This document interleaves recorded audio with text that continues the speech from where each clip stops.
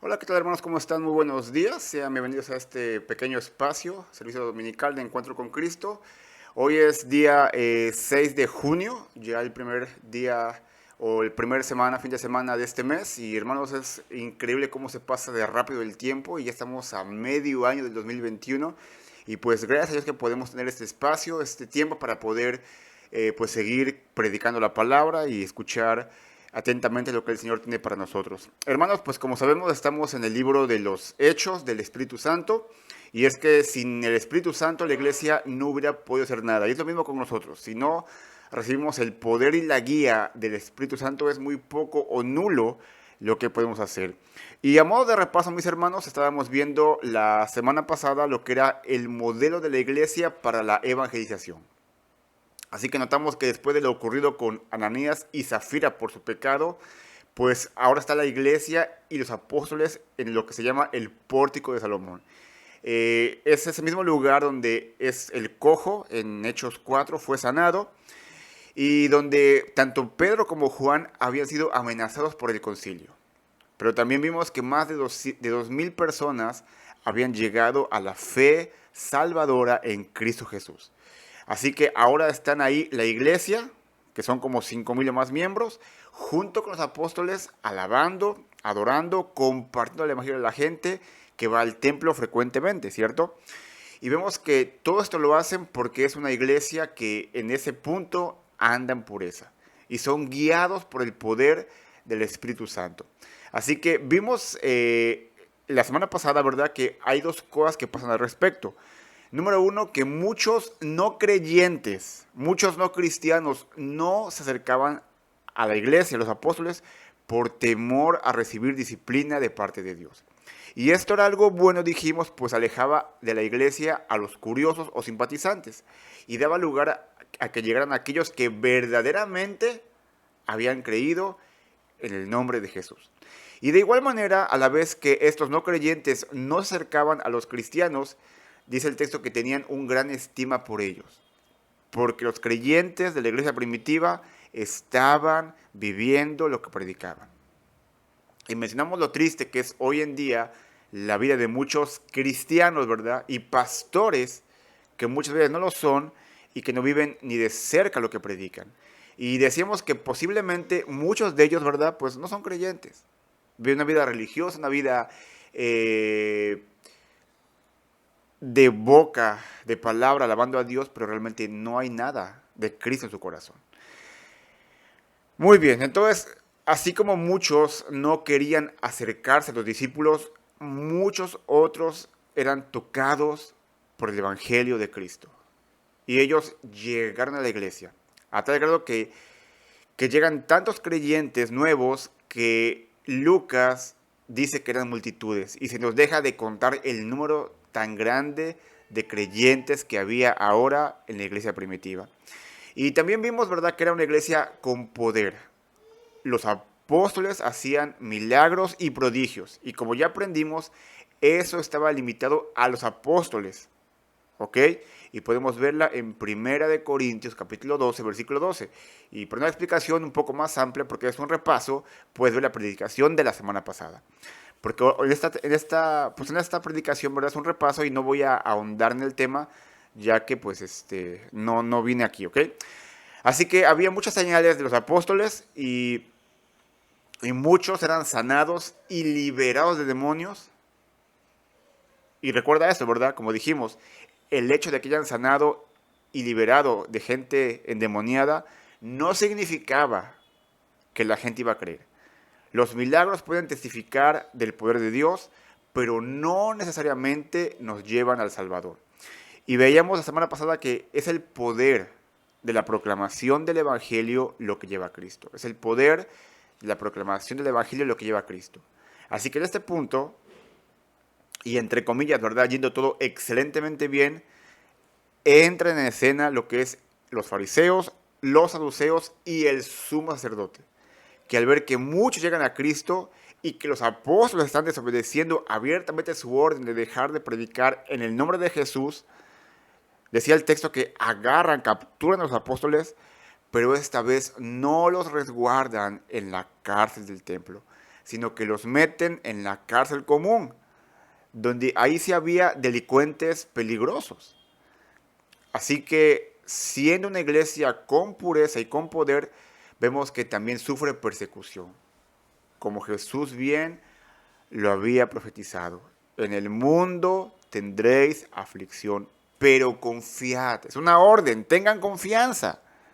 No es algo que te recomiendo. Ten confianza, te lo ordeno, porque yo, Jesucristo, he vencido al mundo.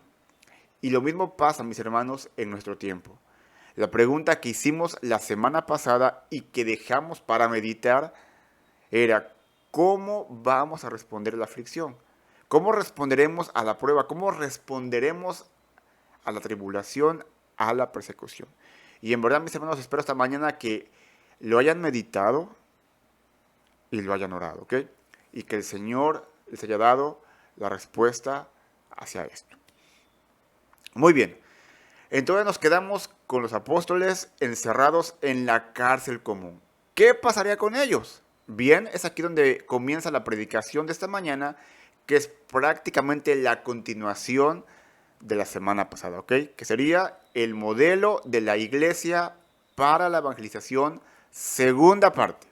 Segunda parte. Así que, hermanos, pues vamos a orar, hermanos, para una vez más que el Señor nos abra el entendimiento, me dé sabiduría para predicar y sobre todo que Él sea exaltado en la predicación. Ora conmigo esta mañana.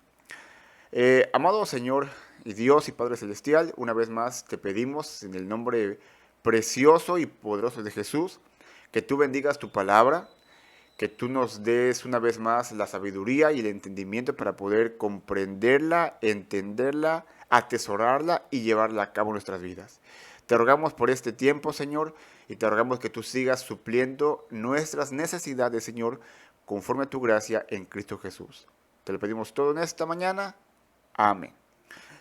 Ok, mis hermanos, pues el punto número 1 de este estudio sería, es una iglesia juzgada. Es una iglesia juzgada. ¿Ok? Y vamos a leer, por favor, primeramente los versículos 19 y 20 que nos dicen lo siguiente. Pero un ángel del Señor durante la noche abrió las puertas de la cárcel y sacándolos dijo, id, otra orden, vayan y puestos de pie en el templo, hablad al pueblo todo el mensaje de esta vida. Hermanos, es simpático, es chistoso, porque a veces el Señor puede ser un tanto irónico, ¿ok? E inclusive puede tener un buen sentido del humor. ¿Qué es lo que manda el Señor para liberar a los apóstoles que están en la cárcel? ¿A quién manda el Señor?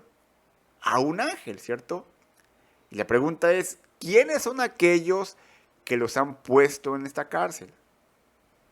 El Sanedrín, conformado en su mayoría por los saduceos. Hermanos, ¿cuáles eran las creencias, se acuerdan, de los saduceos? No creían que había resurrección, no creían que había vida después de la muerte, no creían en demonios, no creían en ángeles. Así que, ¿qué era lo que estaba demostrando Dios a estos saduceos al enviar un ángel para liberar a los apóstoles? Pues que sí existen los ángeles, que las creencias de ellos están equivocadas, que no están peleando contra los apóstoles, sino contra Dios. Hermanos, este es el equivalente a mostrarle a un testigo de Jehová que Jesús es Dios. Y aún con la Biblia mostrándoselo, ellos lo nieguen. ¿Ok? Así que aquí estaba una prueba contundente de la veracidad de los apóstoles acerca de Jesús como el Cristo. Y llama la atención las palabras del ángel a los apóstoles. Id, y puestos de pie en el templo, hablad al pueblo todo el mensaje de esta vida. Hay aquí dos órdenes, no son recomendaciones. No, bueno, si pueden vayan y si hay chance, ¿verdad? Pues hablen. No, vayan y hablen. Hermanos, los apóstoles no fueron liberados para esconderse, sino para regresar con audacia, con valentía al templo y seguir predicando. segunda orden dijimos, segundo mandato, hablen de esta palabra de vida. ¿Cuál es la palabra de vida que se refiere a este ángel? Juan capítulo 6, versículo 68 nos dice lo siguiente. Simón Pedro le respondió, Señor, ¿a quién iremos? Tú tienes palabras de vida eterna. Y en el contexto general de ese pasaje que leí, vemos que Jesús tenía como 70 discípulos y cuando llega la prueba, la persecución, cuando Él habla la verdad, la realidad de lo pesado que puede ser compartir el Evangelio, dice que muchos de ellos se fueron de Jesús porque era muy dura la palabra. Decía, qué dura palabra es esta, ¿quién la puede entender, creer? Y se fueron y solamente quedan los 12. Y es ahí donde Simón Pedro dice, Señor, ¿a quién iremos? Porque Jesús responde, miren todos los que se han ido, ¿y qué de ustedes? Pero Pedro dice, Señor, ¿a quién iremos? Es que tú, Señor, tienes palabras de vida eterna. Jesús, mis hermanos, Jesús es la palabra de vida. Jesús es el punto focal, central, fundamental, prioritario de toda predicación, ¿ok? Porque las buenas nuevas que proclamamos es que Jesucristo vino al mundo para dar vida abundante y eterna a los que están muertos espiritualmente. Tú y yo estábamos muertos espiritualmente hablando. Creemos en Jesús y renacimos, por eso es el nuevo nacimiento. Ahora nuestro deber, nuestra obligación, nuestro privilegio es dar esas buenas nuevas a la gente que no tiene a Cristo, ¿ok? Muy bien. Y entonces, ¿cuál es la reacción de los apóstoles? Versículo 21. Habiendo oído esto, entraron al amanecer en el templo y enseñaban. Cualquiera hubiera dicho, no, pero pues ¿cómo crees, Ángeles? Pues mira, acabamos de salir de la cárcel y ya quieres que vayamos otra vez para allá. No, o sea, la cosa está complicada. Y aunque ciertamente la orden del ángel pudo haber sido peligrosa, ¿verdad? E increíble, hermanos, los apóstoles no discutieron. Habiendo oído las palabras, entraron de mañana en el templo y enseñaban. Hermanos, ¿qué hubieras hecho tú? ¿Qué hubiera hecho yo ante esta prerrogativa, ante este mandato de este enviado de Dios? Y les dejo esa pregunta para que la mediten en su corazón y delante del Señor la respondan, ¿ok? Muy bien, continuamos leyendo. Cuando llegaron el sumo sacerdote y los que estaban con él, convocaron al concilio, es decir, a todo el senado de los hijos de Israel, y enviaron órdenes a la cárcel para que los trajeran. Pero los alguaciles que fueron no los encontraron. Volvieron pues e informaron, diciendo, encontramos la cárcel cerrada con toda seguridad y los guardias de pie a las puertas, pero cuando abrimos a nadie hallamos dentro. Así que el siguiente día se vuelve a reunir el concilio y manda a traer a los apóstoles para que puedan juzgarlos, ¿verdad?, como es debido. Así que mandan a los alguaciles, que de hecho son levitas de la guardia del templo, y ellos son enviados para sacar a los apóstoles. Pero, oh sorpresa, que no hay nadie.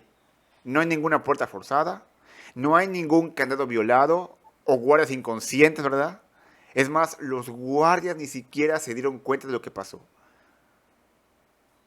Y mis hermanos, esto era bien grave para los guardias, porque ya que siendo una cárcel común, los guardias tenían que ser romanos. Y si a un guardia se le escapaba a un preso, ellos recibían castigo, inclusive podían recibir la muerte. Así que van de regreso estos levitas, informan todo lo que ha pasado en la cárcel al concilio. Y nos dice el texto, versículo 24, cuando oyeron estas palabras, el capitán de la guardia del templo y los principales sacerdotes se quedaron muy perplejos a causa de ellos, pensando en qué terminaría todo aquello. Mi hermano, mi hermana, imagínate la escena. Llega el concilio por la mañana, vienen orgullosos, vienen animados porque por fin han capturado a esos 12 alborotadores. Así que mandan a los alguaciles para que los saquen de la cárcel mientras ellos esperan. Y mientras ellos esperan, me imagino que ellos traman cómo juzgarlos debido a su supuesta desobediencia de seguir proclamando el nombre de Jesús. Pero pasa un tiempo, un rato, ¿verdad? Y los alguaciles llegan. Y comienzan a informar cómo es que llegan a la cárcel, está todo normal, abren la puerta, buscan entre los prisioneros y los apóstoles no están. Y lo peor de todo es que los guardias no tienen ni la menor idea de lo que ha pasado. Ahora, imagínate, ¿verdad?, que en ese concilio estás tú. ¿Qué cara hubieras puesto? ¿Qué pensamientos inundarían tu mente? Ciertamente habría desconcierto, habría mucha duda, mucha confusión, mucha frustración. Bueno, precisamente así estaban estos hombres completamente desconcertados y frustrados de lo que ahora está pasando. Y no tienen ni la menor idea de cómo va a acabar todo esto. De tal manera, mis hermanos, que cuando este concilio vio que sus acechanzas fueron inútiles, se llenaron de pánico y de alarma. Porque abiertamente los apóstoles estaban haciendo alarde de su autoridad delegada por Dios. Y los judíos, el concilio, el Sanedrín, eran impotentes para detener la propagación de lo que según ellos era la peor herejía imaginable y la más grande amenaza a su propia credibilidad. Hermanos, personas de toda la región se agolpaban en Jerusalén con el fin de presenciar de primera mano los milagros hechos por los apóstoles. Y eran milagros que, como ya dijimos, acreditaban el nombre de Jesús, pero que por ningún caso el concilio quería creer. ¿Y saben algo, mis hermanos? A través de los siglos, vez tras vez, se ha intentado acabar con lo que es el verdadero cristianismo. Ha habido muerte, ha habido persecución, ha habido guerra, ha habido peligros, pero no han podido lograrlo. ¿Sabes por qué? Porque la iglesia prevalecerá. Ni las puertas del Hades, ni las puertas del Hades, dijo Jesús, prevalecerán sobre ella. Porque nuestra columna, nuestro baluarte, nuestra roca firme, no es ni más ni menos que Jesús, el Dios eterno, y no van a poder contra nosotros. Hagan lo que hagan. Y de hecho, mis hermanos, ahora se está librando una gran batalla contra lo que es la ideología de género, el progresismo, y si no lo sabías, tú y yo, nosotros los creyentes, somos el último bastión que queda en pie contra semejantes herejías y desviaciones humanas. Y aunque la situación puede complicarse, y vaya que se va a complicar, recordamos las palabras de Jesús en Juan 16:33. Estas cosas os he hablado para que en mí, en Jesús, tengáis paz. En el mundo tenéis tribulación, pero confiad. Una vez más, es una orden. No te estoy diciendo que si puedes confiar. No, confía. Yo he vencido al mundo. Así que, mis hermanos, la tribulación y el juicio es inminente. Pero la presencia misma de Jesús en nuestras vidas es permanente, es segura y es fiel. Y no solamente Jesús está contigo y conmigo ahora, sino que también su promesa segura, fiable, esperanzadora, abarca la eternidad juntamente con Él. Amén. Muy bien, versículo 25 de Hechos 5 continúa diciendo: pero alguien se presentó y les informó: mirad, los hombres que pusisteis en la cárcel están en el templo enseñando al pueblo. Entonces el capitán fue con los alguaciles y los trajo sin violencia, porque temían al pueblo, no fuera que los apedrearan. Ahorita voy a explicar por qué me río, ¿ok? Es muy simpático esta situación. Así que una vez más, hermanos, están los apóstoles haciendo lo que tienen que hacer. ¿Qué tienen que hacer? Pues compartir el evangelio. Pero algunos que no simpatizaban con ellos ni con el evangelio, rápidamente da aviso al concilio. De hecho, si si te pones a pensar, hermanos, el concilio está adentro del templo y los apóstoles están afuera del templo a un costado. O sea, no había más de unos 50 o 100 metros de distancia. O sea, eran caraduras, ¿no? Dirían algunos. Pero no, hermanos, estaban dando el evangelio porque esa fue la orden de Dios. ¿Ok? Entonces, dice aquí el texto, el jefe de la guardia del templo llevó a sus alguaciles al recinto y procedió a volver a llevar sin violencia a los apóstoles, los cuales no se resistieron. Fueron con ellos. Hermanos, eso es muy interesante. Los apóstoles les acompañaron sin oponer ninguna resistencia. Mira, ellos bien podían haberse negado, haber apelado a su autoridad apostólica, haber apelado al poder de Dios, el cual les había dado. ¿Saben qué? No vamos a ir. Estamos aquí, vean. La cárcel, ¿cuál cárcel? Un ángel nos sacó. Estamos aquí porque Dios nos ha mandado. Pero no, mis hermanos.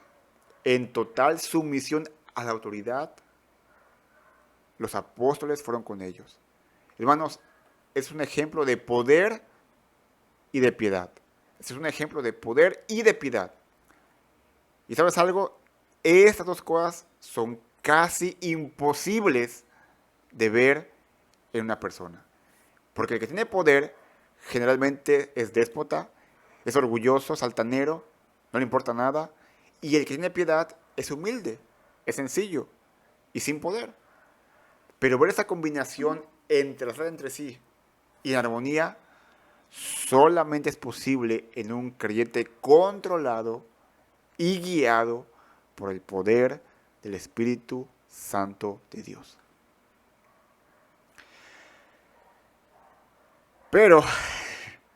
Pero mientras los apóstoles estaban actuando en total sumisión a la autoridad, el concilio, mis hermanos, estaba dispuesto a recurrir a las medidas más drásticas para tratar con los predicadores del Evangelio, pero temían, dice el texto, ser apedreados por el pueblo. Hermanos, es interesante porque exactamente lo mismo pasó con Jesús. ¿Recuerdan? Lo agarraron de noche en Getsemaní, porque si lo hacían de día, podían ser apedreados porque el pueblo tenía a Jesús como un verdadero profeta. Si nos damos cuenta, mis hermanos, ellos sabían, el concilio, que al menos algo poderoso en su momento había en Jesús y ahora en los apóstoles. Pero se negaban a reconocer que ese poder viniera de Dios. Estaban completa y totalmente cerrados a la verdad. O sea, Jesús. Así que, hermanos, la popularidad y la credibilidad de los apóstoles con el pueblo obligaban a las autoridades a proceder con intranquila cautela. Igual que sus anteriores arrestos, los apóstoles no ofrecieron resistencia, porque ellos estaban conscientes y a la vez estaban felices de someterse a todo lo que Dios tuviera reservado para ellos. Hermanos, de cuántas cosas, ¿verdad?, podremos disfrutar del gozo tú y yo si nuestro deseo genuino, consciente, constante fuera: Señor, lo que tú tengas para mí, sea lo que sea cual sea, yo lo recibo de gozo, de corazón, porque tú eres el que orquestas mi vida y me estás llevando a santidad. ¿Cierto? Hermanos, como ya vimos, la sumisión es uno de los principios para manejar la persecución. Y mira, uno de los ejemplos más notables, aparte de los apóstoles, son los puritanos y los anabaptistas. Cuando tú lees sus historias y aprendes cómo ellos estaban completamente sometidos al Señor y a la vez sus únicas armas eran la palabra y no las armas, y ves tú en la historia cómo los capturaban, cómo los torturaban, cómo inclusive los mataban, Y esos puritanos y anabaptistas no oponían ninguna resistencia, sino que estaban gozosos de serles fiel a su Salvador.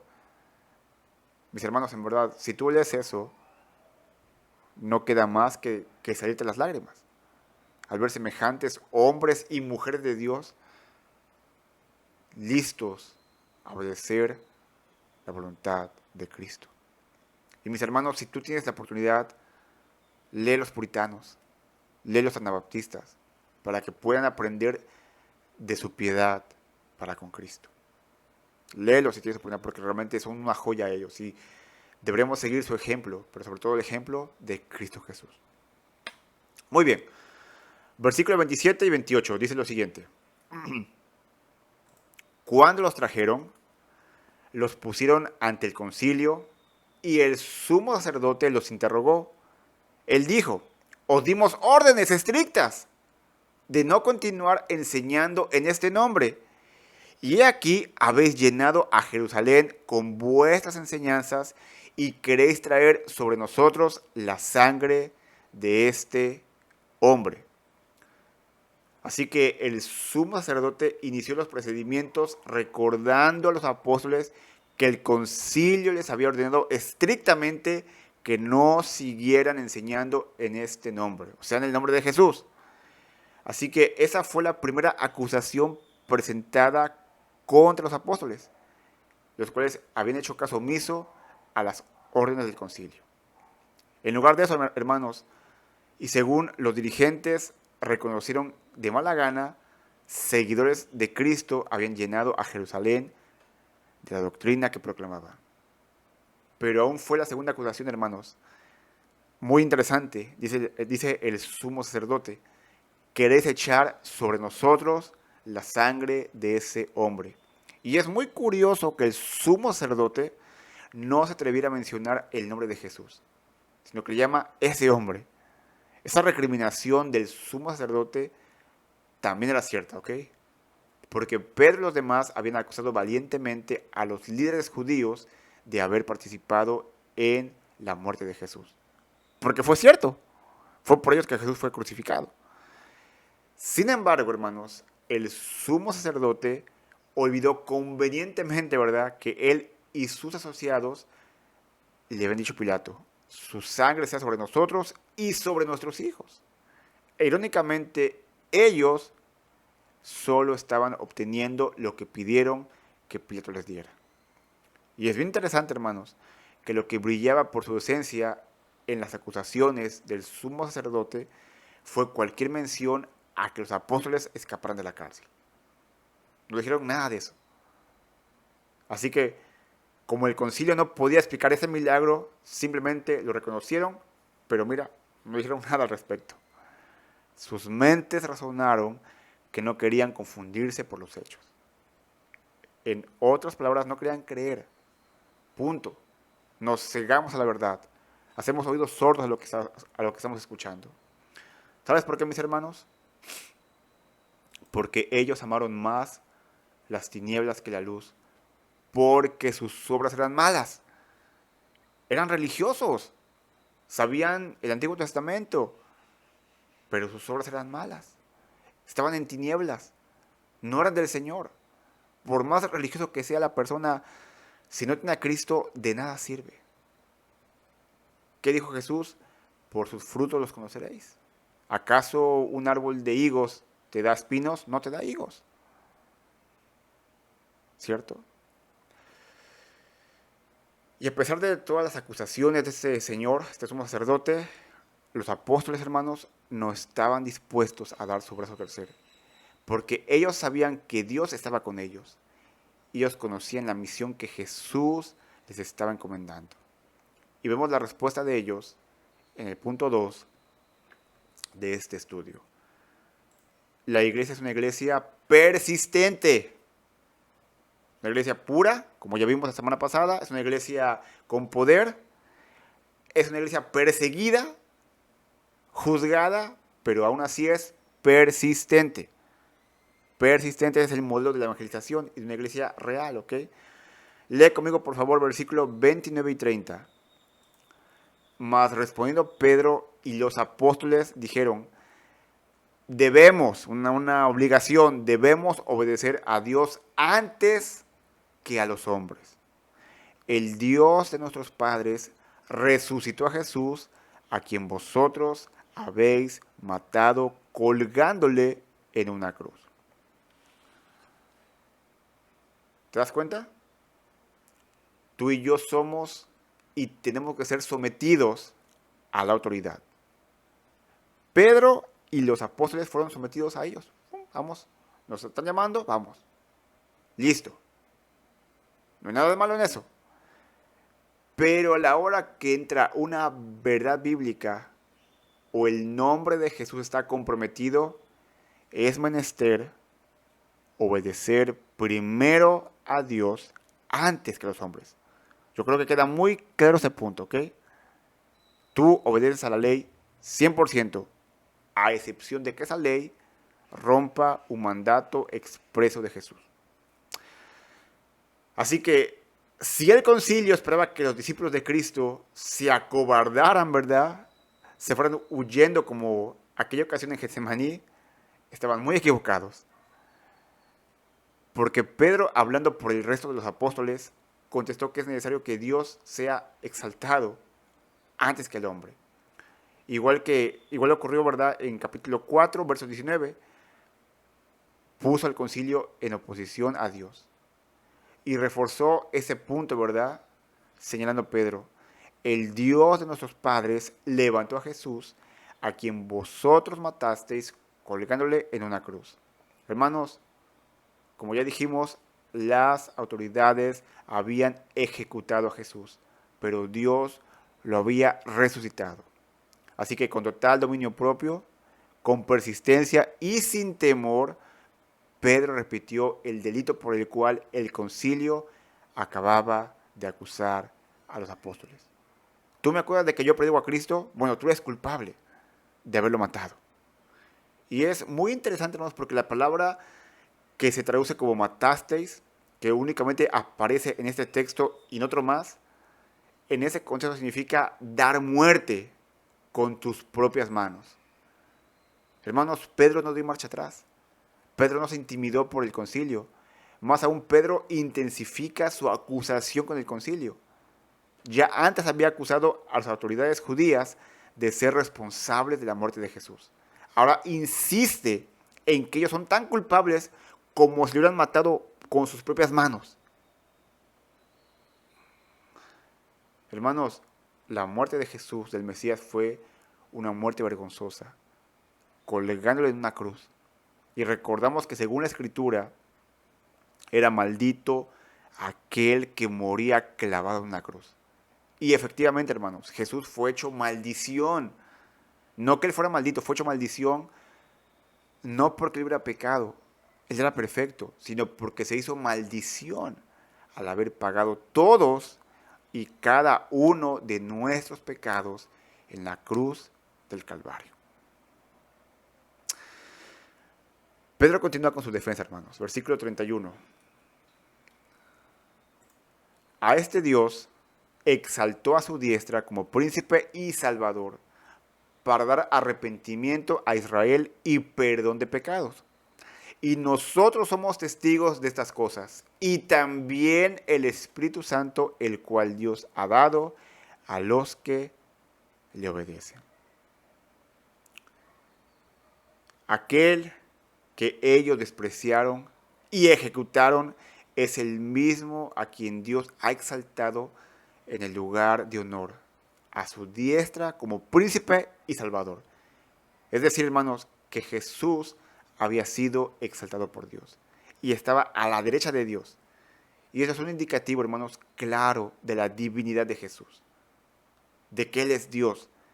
Y con esta afirmación no quedaba duda alguna de que Jesús, si bien es 100% hombre o completamente hombre, también es 100% Dios, completamente Dios.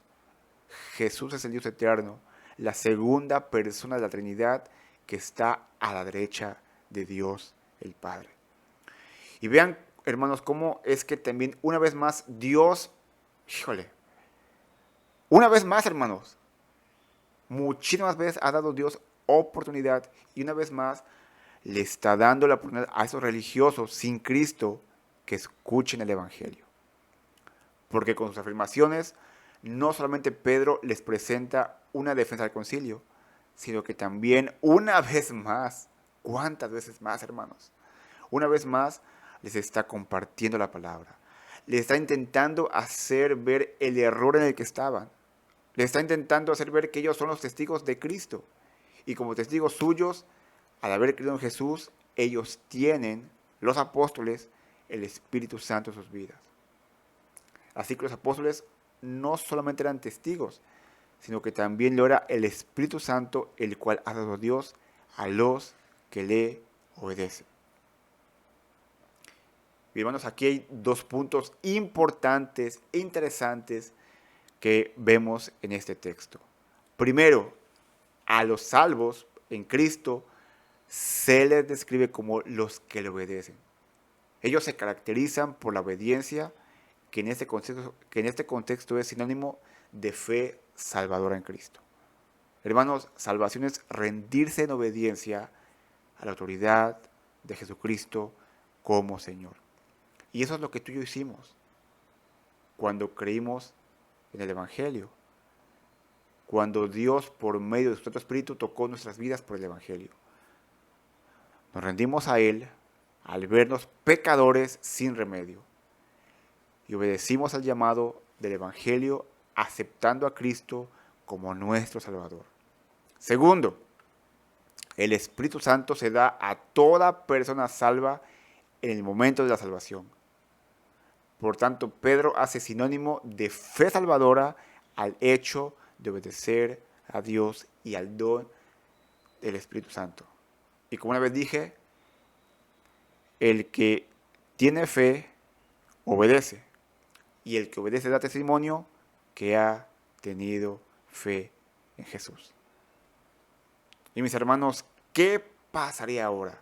¿Cómo reaccionarían estos dirigentes? ¿Qué pasaría con los apóstoles? Pues bien, mis hermanos, eso lo veremos, si el Señor permite, la semana próxima, ¿ok? Así que te pido que por favor inclines tu rostro, cierres tus ojos y oremos para terminar este estudio. Señor Dios y Padre Celestial, una vez más te damos gratitud, Señor, por lo que tú eres en nuestras vidas, porque tú has tocado nuestro corazón, nuestra vida en su momento por el Evangelio, y sabemos que esto solamente es una gracia que tú nos das, Señor, a los que hemos llegado a ti. Padre, te pedimos que podamos ser una iglesia pura, una iglesia con poder debido a la pureza, una iglesia persistente a pesar de la tribulación y del juicio, una iglesia que busque totalmente tu gloria, Señor, tu honra, tu exaltación. Ayúdanos en aquellos aspectos de nuestra vida que fallamos, que nos equivocamos, que pecamos, Señor. Te pedimos que tú sigas moldeando nuestro corazón a tu imagen y que todo lo que hagamos sea para ti. Porque todo, Padre, te lo pedimos en el nombre de Jesús, con acción de gracias. Amén. Pues mis hermanos, estamos en esta mañana despedidos. Nos vemos la próxima semana si el Señor permite. Que el Señor nos los bendiga.